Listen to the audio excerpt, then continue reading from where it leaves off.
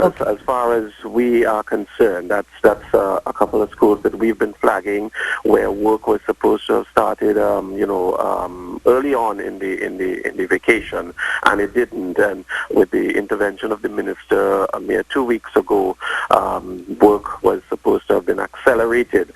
So, like I said, yesterday, it is my understanding that work was continuing. Contractors were on the site, workers were on the site in some of those schools up to yesterday.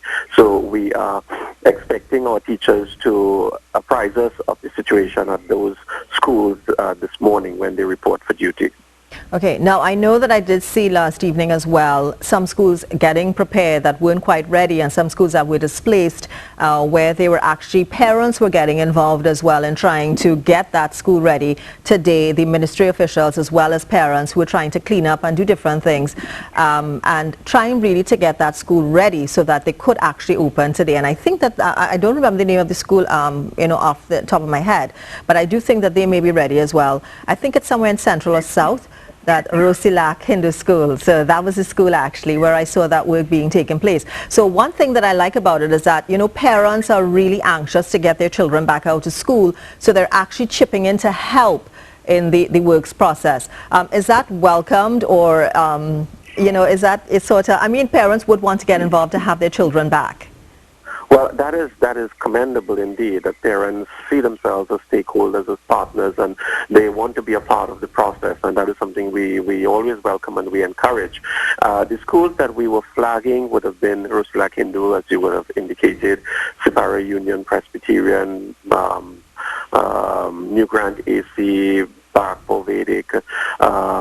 The two secondary schools that we were concerned about would have been Aranguez Secondary and Five Rivers Secondary.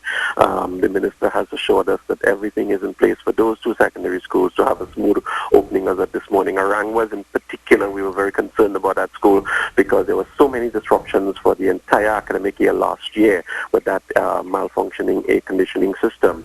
We understand from the Honorable Minister that the HVAC system has been completely removed. There are split units installed in all the classrooms, the administration area, the staff rooms, etc. So Aranguez finally should resume normally and should have an uneventful, academic year ahead. Those children really lost out.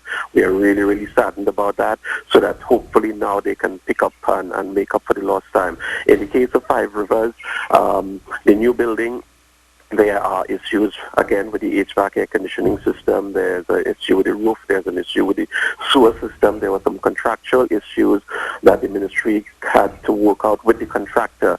And as a result, the old building was refurbished and should be ready for occupation as of this morning by staff and students, so that in the case of Five Rivers, there shouldn't be any problems as of this morning. But of course, we invite our staff reps and our teachers to be in touch with us to let us know what is going on so that we can act accordingly. I may also say, Ria, that at 1 this afternoon, I will be joining Honorable Minister. I think NPTA President will also be there for a press conference at the Ministry of Education, so that together the stakeholders can give an update to the nation in terms of how the start of this school term would have gone. Well, I'm certainly hoping that everything runs smoothly. Being a former teacher myself, I know what it's like going back out there and, meeting certain circumstances that you don't want to meet.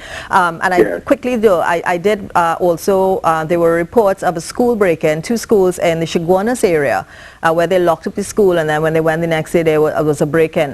Were there any other reports of any other schools that you've heard of maybe? No, I have not heard of any such reports. Again, of course, we would only be aware of these things when our teachers, our functionaries inform us. We've not been told of any other incidents, and we are keeping our fingers crossed and hoping that there are no other incidents. And of course, we are monitoring the situation in Tobago as well. We understand that there were some challenges with a couple of schools in Tobago.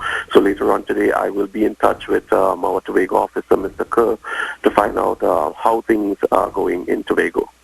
All right. Now, there's also, we've got the schools reopening. We've got, hopefully, I know Aranguez, because a friend of mine, his daughter goes to Aranguez, and they've been really riddled with problems over the past. And I'm glad to hear that, because I know that some of the students there, were they sent to other schools? Because I know that that problem was going on and on with that Aranguez school. Yes, last term there was a rotational arrangement with Barataria, which was at North or South, the former junior secondary school. There was an arrangement whereby the students were accommodated there on a rotational basis. They were sharing the compound. And of course that was, insufficient. So we're really happy that the problems at Aranguez have been sorted out once and for all. And of course we commend the Ministry of Education for, getting the problem finally solved. And we hope that they will do the needful also at Five Rivers and have that contract issue sorted out so that the new building can in fact be occupied very quickly. All right. I just want to touch a little bit on the issue of the minister and you did say that he's going to have a press conference later on today, so we're going to find out for sure what the status of the schools are across the country, both Trinidad and in Tobago. But he also did mention that one of the things since the government has taken office, and Wednesday will be a year that they've taken office, is that the violence in school has come down. Well, I don't have empirical data to substantiate that. The Ministry of Education would be in a better position to say, yes, the numbers does in fact show that. It would seem based on media reports that there has been a reduction. The extent of to which the reduction has taken place, we can't say. We are happy as though that the Ministry of Education would have adopted some of the measures that we would have been advocating for quite some time. That is removing those students that are extremely disruptive, that are behaving in a violent manner, that are not conforming to the school rules, and placing them in an institution where targeted interventions can be made by qualified, competent personnel, and when the offensive and offending behavior is corrected, those children can be reintegrated into the school system, because we've always maintained it's a very small percentage of the student population who are disruptive, who are going to school and are not ready, have not been adequately prepared, don't have that sense of discipline, that sense of self-control, that sense of limits of behavior, that sense of respect, etc. So that we are happy that the ministry would have finally decided, listen, those students who are behaving in that manner, they require extended suspension, which principals have been calling for quite some time, and they are being placed in institutions and places where targeted interventions can be made, and they can be working, the ministry can be working with the child and the parent to correct the offending behavior, and the child can then be reintegrated into the schools. Those are some of the things that we've been calling for quite some time, so that like I said, I don't have empirical data to substantiate that position enunciated by the Ministry of Education. We will discuss the issue further with the Ministry of Education later on in the month when we do have our meeting with them. Of course, the ministry also is in moving mode.